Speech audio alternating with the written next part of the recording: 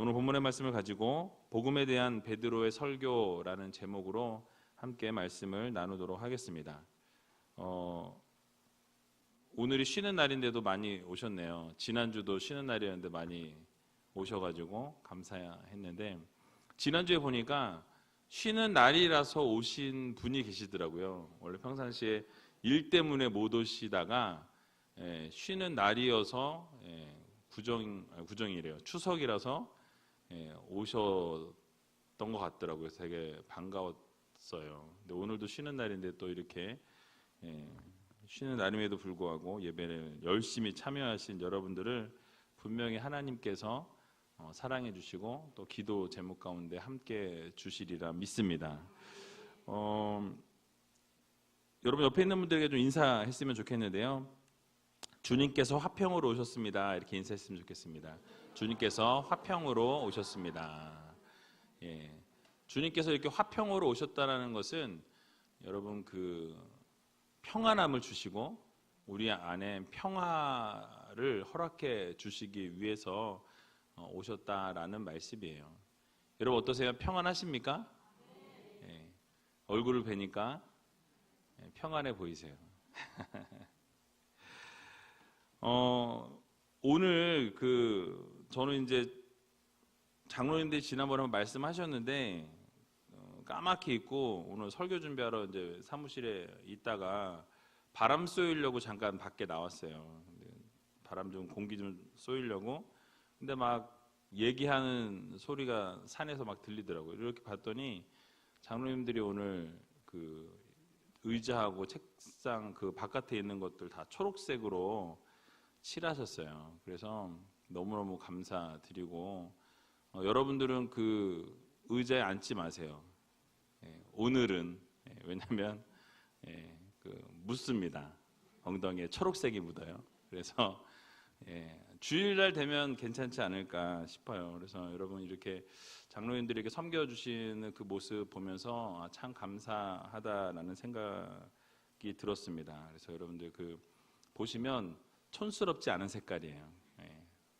따뜻한 초록색이라서 보시고 이제 주일날 앉을 때 감사의 마음을 갖고 앉으시면 좋겠다라는 생각이고요.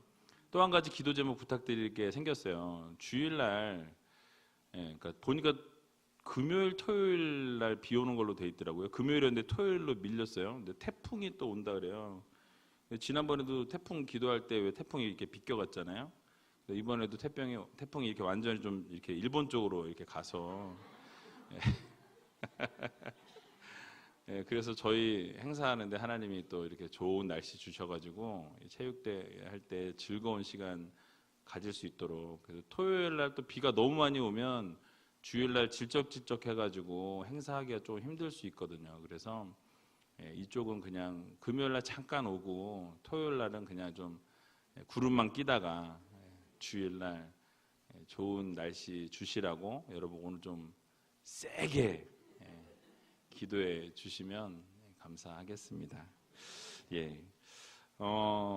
여러분들 오늘 본문은요, 이제 고넬료의 청함을 받은 베드로가 이제 설교하는 본문입니다. 그래서 베드로가 설교하려고 할 때 고넬료와 또 그 가족들 그리고 친구들이 모여 있는 그 상황 속에서 예수 그리스도에 대한 복음의 메시지가 전달되는 것을 볼 수 있습니다. 설교의 내용은요, 다른 설교의 내용과 그렇게 별반 다르지 않고 마찬가지로 복음의 핵심인 누구죠? 예수 그리스도에 대한 복음의 메시지가 전달되는 것을 볼 수 있습니다. 근데 그 핵심이 뭐였냐면 화평의 복음을 위해서 오신 예수 그리스도에 대한 부분이었어요. 그러니까 주님께서 오셔서 성령과 능력으로 이 기름 부음을 받으신 하나님의 아들로 치유와 생명을 주신다. 그래서 그 주님의 주님 되심을 이제 선포하고 있는데요. 특별히 주님께서 십자가에 못 박히셨지만 이 사흘 만에 부활하셨다라는 소식과 함께 제자들에게 선교의 지상 명령을 주신 분이시다라는 말씀을 오늘 본문에 담고 있습니다. 그리고 여러분이 잘 아시는 것처럼 구원은 오직 예수 그리스도밖에 없다라는 것. 그래서 이 믿음으로만 그 구원은 가능하다라는 내용을 담고 있습니다. 아마도 고넬료가 이 말씀을 들으면서 자신이 하나님에 대해서 하나님을 경외하고 하나님을 사랑했던 자였기 때문에 신실한 믿음을 가졌지만 예수 그리스도에 대한 이 내용은 아마 베드로를 통해서 듣는 복음을 듣고서야 깨닫지 않았겠나라는 생각을 하게 됩니다. 물론 소문은 들었겠지만 직접 예수 그리스도의 복음에 대한 이 소식은 베드로를 통해서 이제 예수 그리스도에 대해서 듣게 되었다라는 거예요. 자, 그렇다면 오늘 베드로의 설교를 같이 좀 살펴보면서 그 당시에 그 자리에 있던 사람들에게 주셨던 그 교훈이 오늘날에 살아가는 우리들에게는 어떤 교훈으로 주시고 계신지를 좀 함께 생각해 보기를 원합니다. 오늘 본문 36절을 보게 되면요, 이렇게 말씀을 시작합니다. 우리 같이 36절 읽어보도록 하겠습니다. 만유의 주 되신 예수 그리스도로 말미암아 화평의 복음을 전하사 이스라엘 자손들에게 보내신 말씀. 아멘. 자, 베드로는 하나님께서 만유의 주 되신 예수 그리스도라라고 말씀하고 있습니다. 바로 만유의 주 하나님이심을 말씀하고 있는 거예요. 근데 그 예수 그리스도께서 어떠한 복음을 전하셨다고요?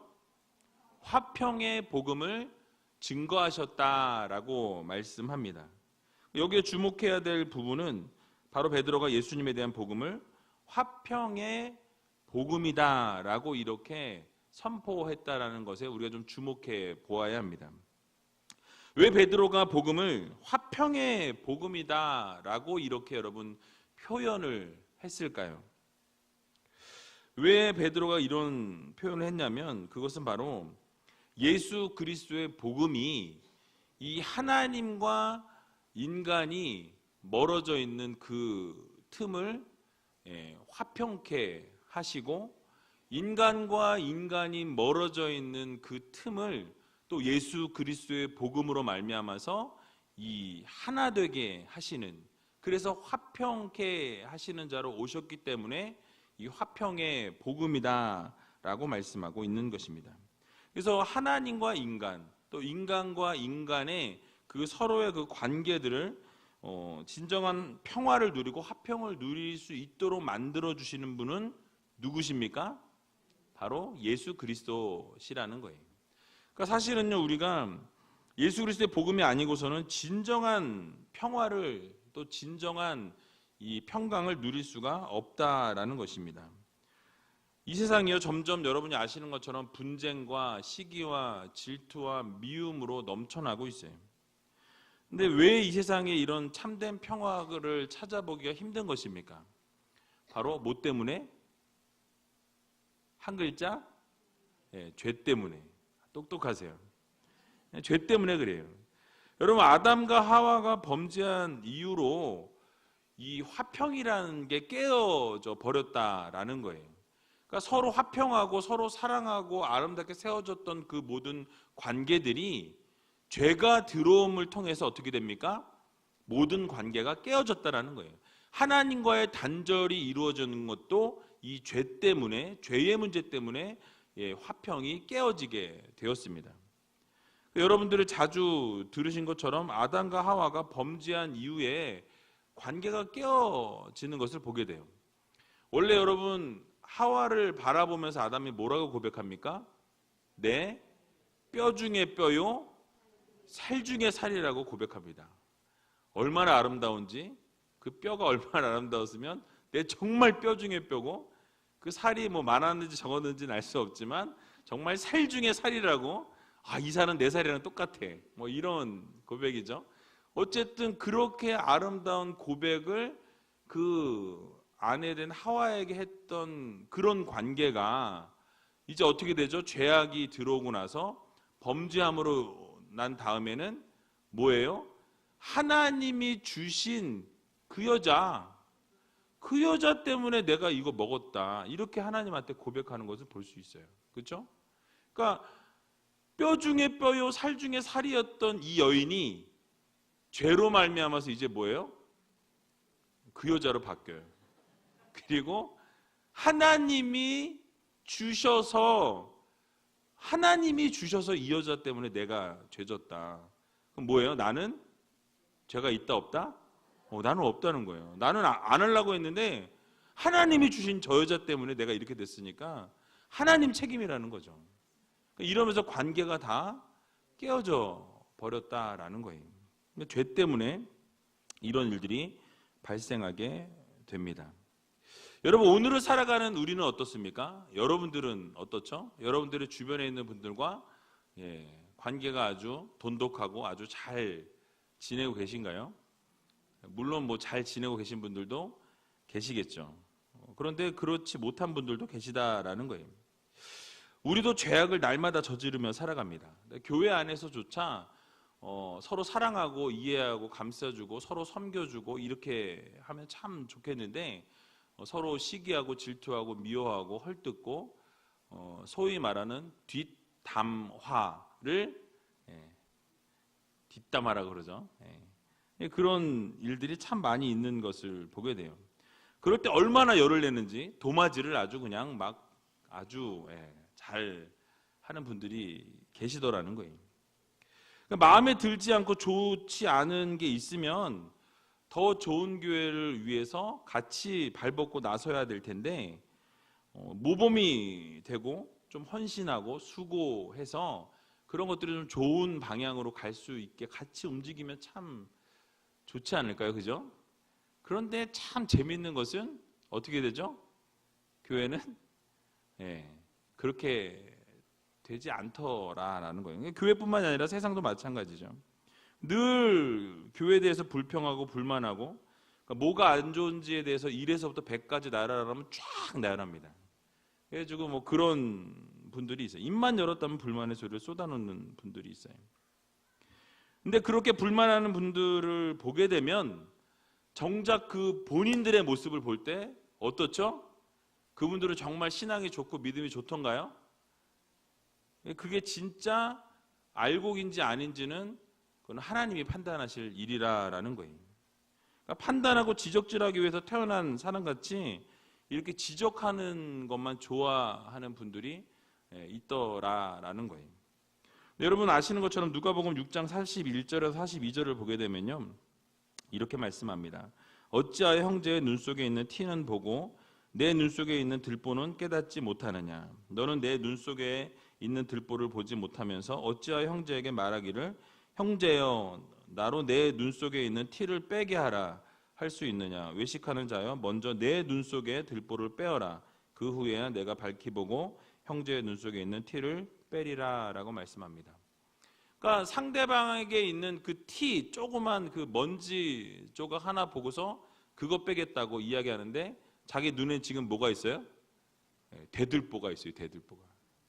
그게 그걸 넣고 다니면서 남의 눈에 있는 그 먼지 떼어내려고 그게 우리들의 모습이라는 거죠. 로마서 2장 1절에도 보니까요. 그러므로 남을 판단하는 사람아 물론 누구든지 내가 핑계치 못할 것은 남을 판단하는 것으로 내가 너를 정죄함이니 판단하는 내가 같은 일을 행함이니라 라고 말씀하고 있습니다. 그러니까 무엇을 말씀하죠? 결국 남을 정죄하고 판단하지 말라는 거예요. 결국 그 판단하는 것으로 스스로를 정죄하는 것이 될 수밖에 없다라는 거죠. 네 스스로가 남을 판단하고 정죄하면 사실은 그 정죄와 판단이 너에게로 돌아간다라는 말씀입니다. 그러므로 교회 안에서 서로 세워주고 알아주고 존귀히 여겨주고 칭찬해주고 섬겨주는 것이 가장 아름다운 모습이라는 사실이에요. 근데 중요한 거는요, 진짜 중요한 거는 이거를 들어야 될 분이 안 온다는 거예요. 이 수협에. 그게 참 안타까운 일이에요. 왜냐 존귀 여겨주고 섬겨주고 세워주는 모습이 이 교회 안에서 정말 필요하다라는 거예요. 왜냐하면 복음이 이 죄악으로 어그러진 관계를 회복시키는 것이고요. 하나님과의 아까 말씀드린 것처럼 관계, 인간과의 관계, 이 관계들을 세우는데 화평의 복음이기 때문에 그렇습니다. 그러므로 진정한 이 가정 가운데 여러분 회복이 있기를 원하신다라고 한다면 여러분 이 복음이 강력하게 역사하는 가정으로 바뀌어지면 그 가정은 그 가정 가운데 화목과 행복이 넘쳐나게 된다라는 말씀이에요. 그래서 여러분 결국 아름다운 가정을 세우기 원하시면 그 복음이 막 가정에서 막 일어나는 예수 그리스도의 그 말씀이 회복되어지는 가정으로 서게 되면 결국 그 가정은 아름다운 화평의 복음이 넘쳐나는 가정으로, 그래서 결국 그 가정 가운데 평화가 넘쳐나고 사랑이 넘쳐나고 행복이 넘쳐나는 그런 가정으로 설 수 있다는 이 사실을 여러분들 모두 기억하시기 바랍니다. 그래서 골로새서 1장 20절에서 22절의 말씀을 보게 되면 그의 십자가의 피로 화평을 이루사 만물 곧 땅에 있는 것들이나 하늘에 있는 것들을 그로 말미암아 자기와 화목해 되기를 기뻐하심이라.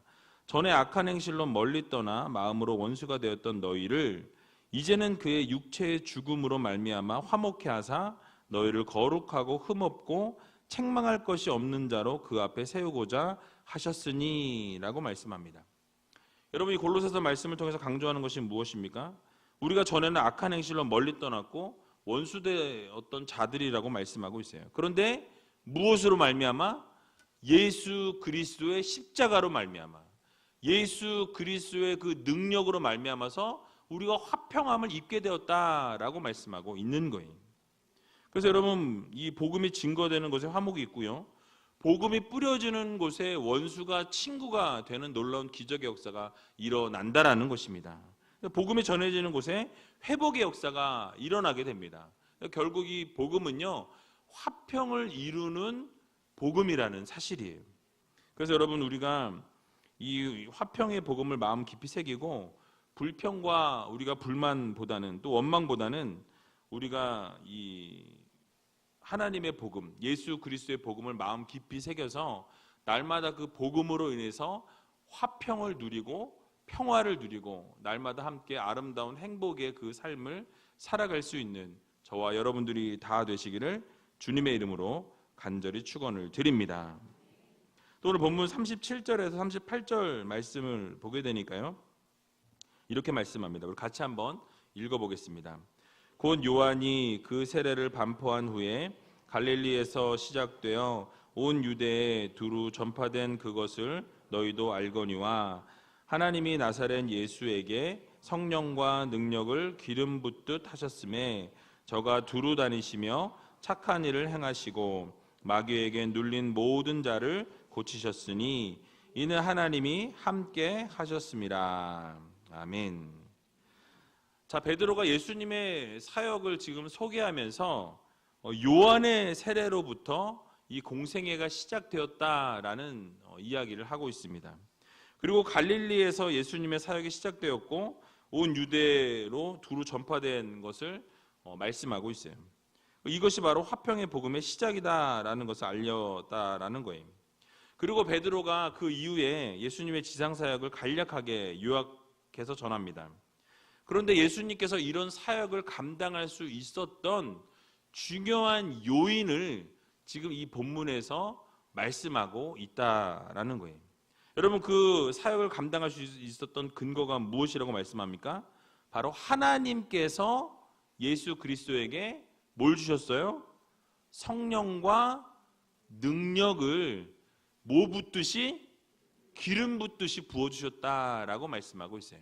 그러니까 하나님께서 예수 그리스도에게 이 성령의 능력을 부어주심으로 하나님의 놀라운 능력을 부어주셔서 이 모든 사역을 감당할 수 있도록 하셨다라는 말씀이에요. 여러분 그래서 결국 38절 하반절에 보니까 누가 함께 하셨다라고 말씀하죠? 하나님이 함께 하셨습니다 라고 말씀하고 있어요. 그러니까 이런 기적의 역사가 결국 무엇을 통해서 이루어진 것입니까?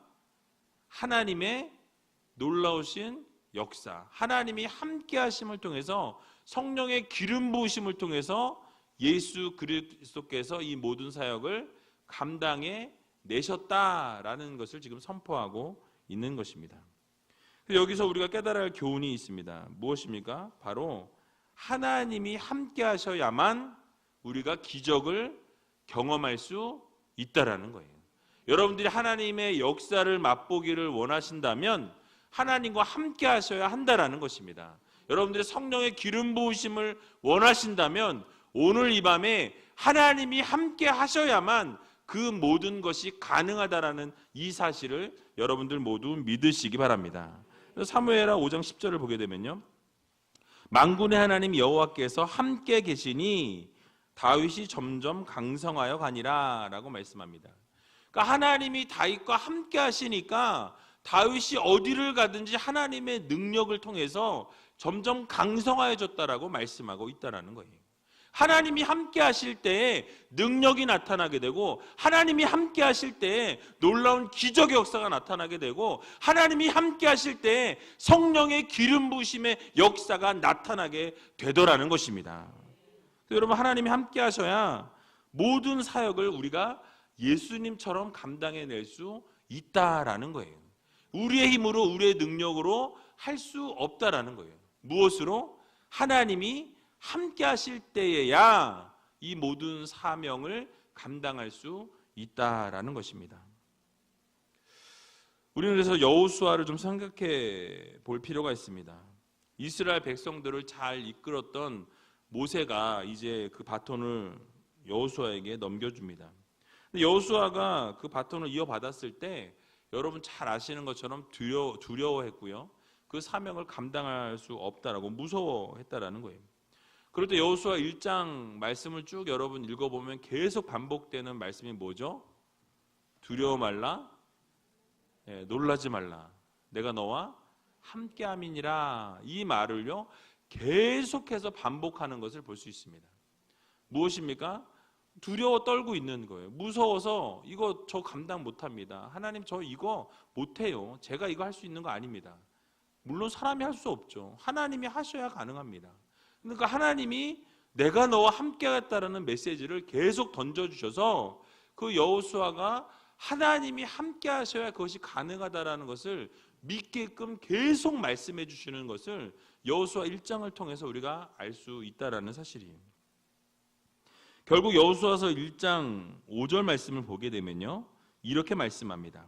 너의 평생에 너를 능히 당할 자 없으리니 내가 모세와 함께 있었던 것 같이 너와 함께 있을 것입니다. 내가 너를 떠나지 아니하며 버리지 아니하리니 라고 말씀하고 있어요.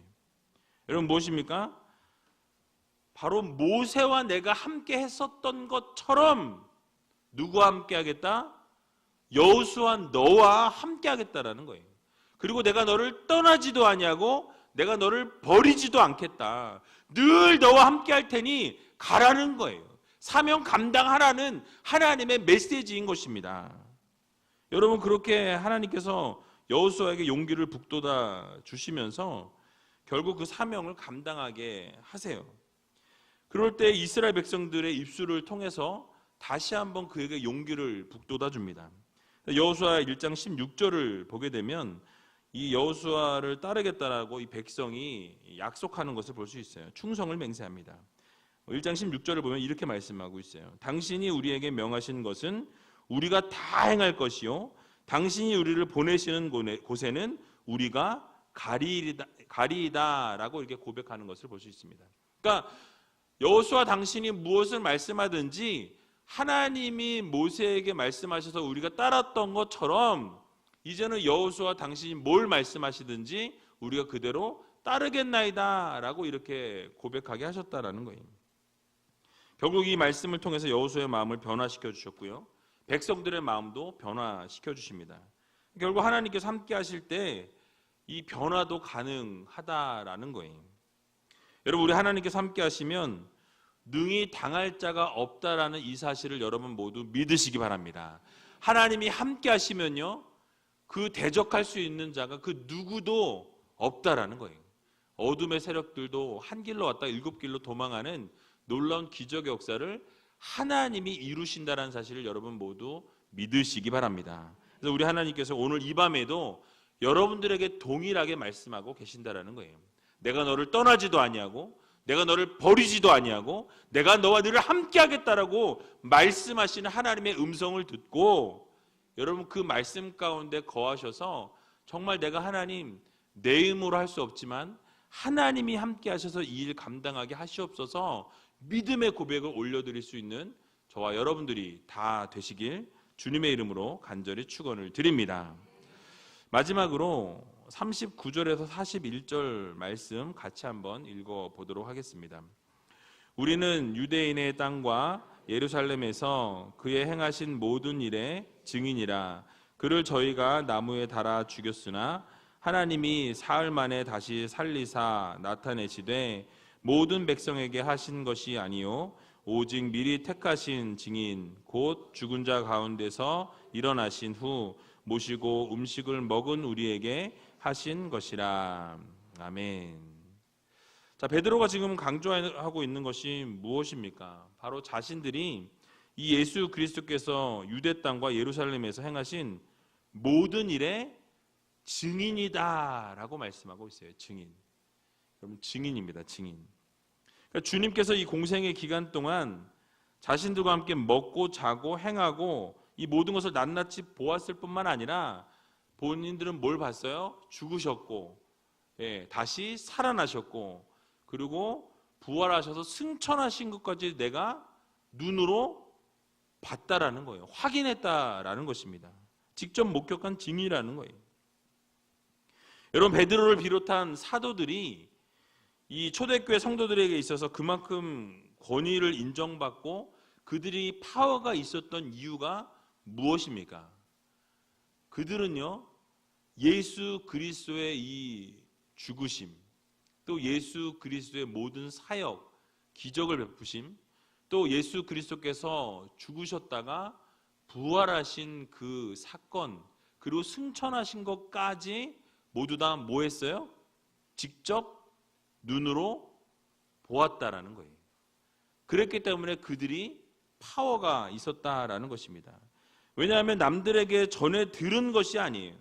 바로 직접 눈으로 보고 경험했기 때문에 생생하게 살아서 역사하셨던 예수 그리스도를 자신들이 보고 듣고 경험한 것을 그대로 나누어 주었다라는 것입니다. 거침이 없었다라는 거예요. 누가 이렇게 해서 이렇게 했다더라 라고 말하는 것하고 내가 직접 예수 그리스도께서 그렇게 죽으셨다가 사흘 만에 살아나셔서 모든 일들을 행하시고 결국 승천하셨던 것을 내가 보았다 라고 말하는 것하고 엄청난 차이가 있다라는 것입니다. 그래서 직접 예수님께서 하신 모든 일의 증인이라고 외치는 것에 파워가 있을 수밖에 없다라는 거예요. 그러다 보니까 무엇입니까? 바로 생명을 내어 걸고서 이 복음을 증거하는 증인의 역할, 증인의 삶을 살았다라는 거예요. 여러분, 우리 오늘을 살아가는 성도들도 마찬가지입니다. 우리가 직접 예수 그리스도의 죽으심을 목격하지는 못했지만 우리에겐 뭐가 있어요? 네, 말씀이 있죠. 성경 말씀이 우리들에게 주어졌습니다. 성경 말씀을 읽어보면 예수 그리스도의 놀라우신 그 은혜와 그 부활하신가 승천하신가 모든 기적의 역사들이 이 성경 안에 다 담겨 있다라는 거예요. 그래서 성경을 우리들에게 그래서 주신 거예요. 여러분 그래서 이 성경 말씀을 우리가 읽게 되면 어떻게 됩니까? 예수 그리스도를 말씀을 통해서 만나게 되고요. 또 예수 그리스도의 놀라우신 능력과 은혜를 말씀을 통해서 경험하게 된다라는 거예요. 삶에서 역사하신 하나님을 경험하게 될 때 결국 사도들이 예수 그리스도의 살아서 역사하심을 증언했던 증인의 삶을 살았던 것처럼 우리도 그런 증인의 역할을 그렇게 감당할 수 있어야 한다는 말씀입니다. 여러분 물론 사도들처럼 직접 눈으로 예수님을 뵙고 예수님의 사역을 눈으로 보고 직접 우리가 경험한 것은 아니지만 이 성경 말씀을 통해서 살아서 역사하셨던 하나님을 만날 수 있게 된다라는 거예요. 그리고 오늘날을 살아가는 우리들에게 여러분 매일매일 살아가는 게 기적 아닙니까? 매일매일 숨쉬고 있는 것 자체도 기적이에요. 하나님의 놀라우신 능력과 은혜를 날마다 말씀을 통해서 우리가 깨닫고 경험하게 되고 결국 살아서 역사하신 하나님을 우리가 체험하게 되면 어떻게 됩니까? 그 예수 그리스도를 증거하지 않고는 견딜 수가 없다라는 거예요. 왜요? 자주 말씀드렸지만 써보니까 좋은 것은 어떻게 해요? 야, 그거 진짜 좋더라. 이렇게 전하시잖아요. 그죠? 근데 예수 그리스도를 왜 안 전하시냐고요. 그죠? 예수 그리스도를 만나보니까 너무너무 좋더라.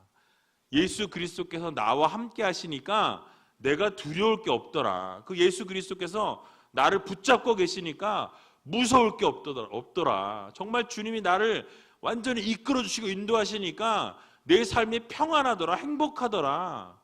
전해야 한다라는 거예요. 바로 그것이 증인의 삶이라는 것입니다.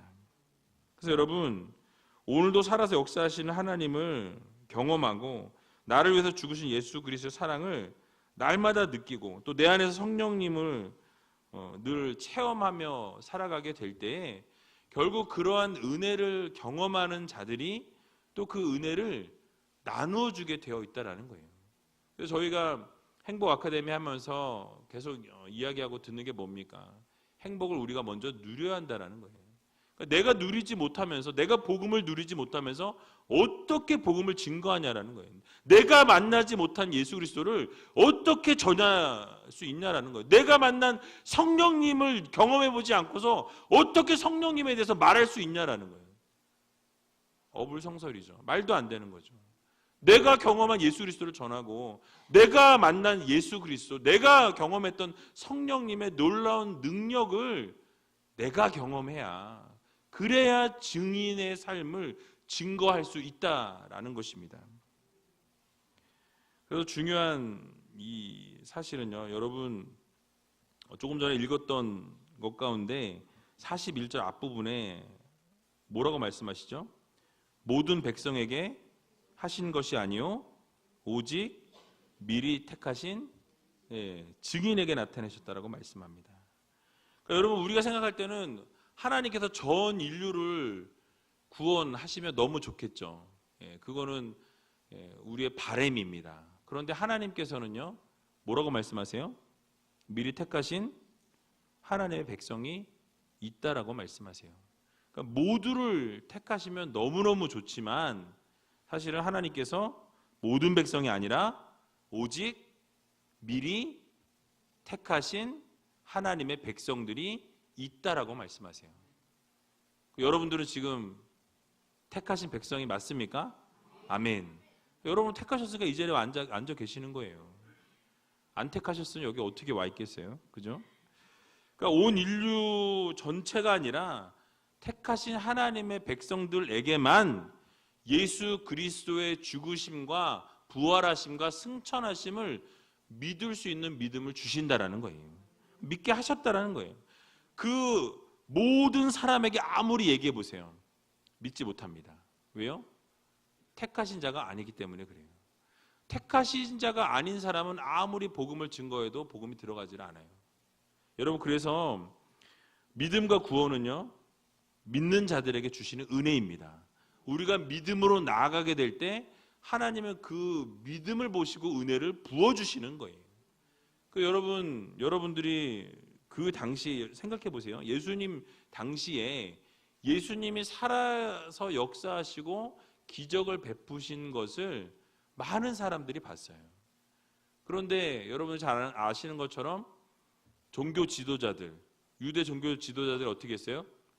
예수 그리스도를 십자가에 못 박았다라는 거예요. 그 하나님의 놀라우신 능력을 바라보면서도 그들은 시기 질투, 자기 자신들의 밥그릇, 이런 것 때문에 뭐예요? 예수 그리스도를 배척했다라는 거예요.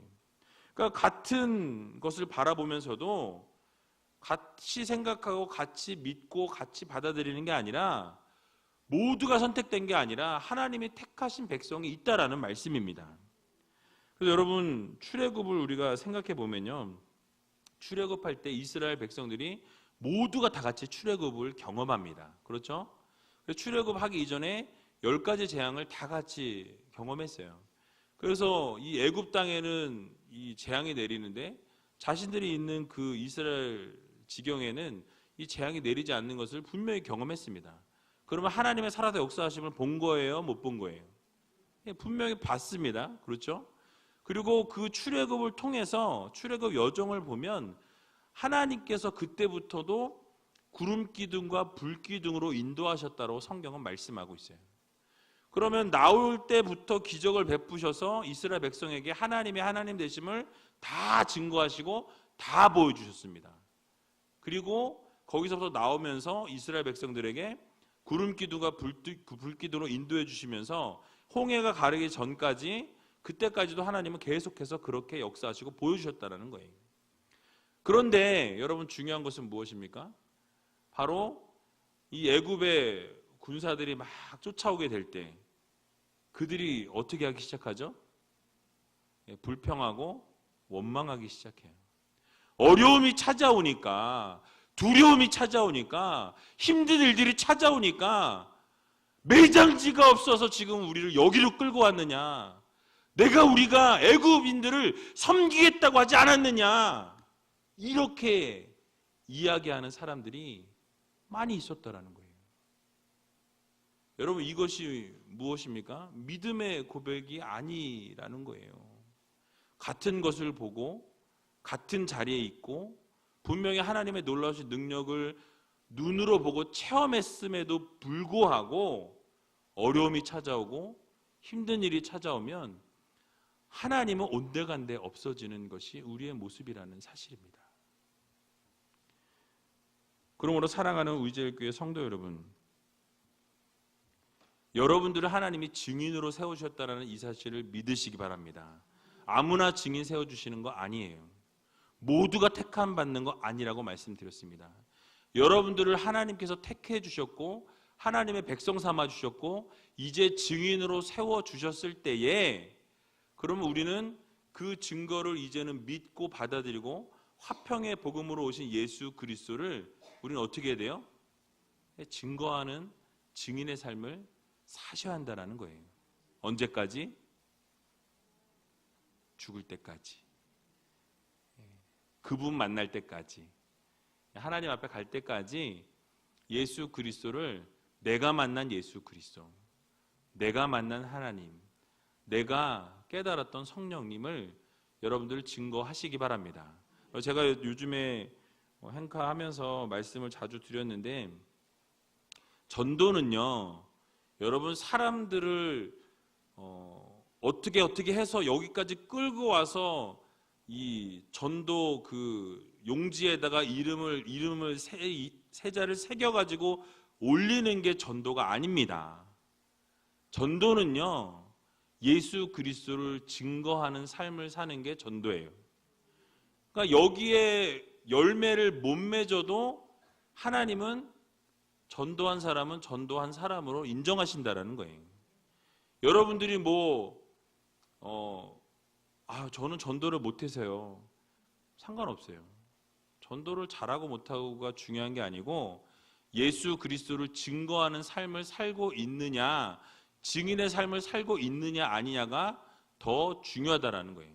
그러니까 그리고 이 교회에 데리고 오지 않아도 괜찮습니다. 멀리 사는 분을 굳이 여기까지 끌고 오실 필요가 없어요. 그냥 가까운 교회에 나가실 수 있도록, 이단으로 나가라고 하지 말고 가까운 교회에 나가실 수 있도록 교회를 좀 소개해 주면 더 좋고요. 그것이 안 되더라도 가까운 교회에 나갈 수 있도록 인도해 드리는 것, 그게 하나님의 관점에서 볼 때 전도라는 거예요.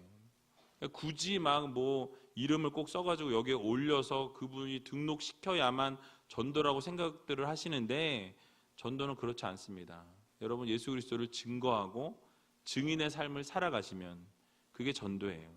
그래서 여러분들이 어디를 가든지 어느 자리에 있든지 예수 그리스도의 향기로 살아가는 삶의 모습을 보이게 되면 그 삶의 모습을 보고 예수 그리스도가 드러나게 될 때, 하나님께서 영광 받으실 때 그것이 바로 증인의 삶이라는 이 사실을 여러분 모두 믿으시고 날마다 증거자의 삶을 살아갈 수 있는 저와 여러분들이 다 되시기를 주님의 이름으로 간절히 축원을 드립니다.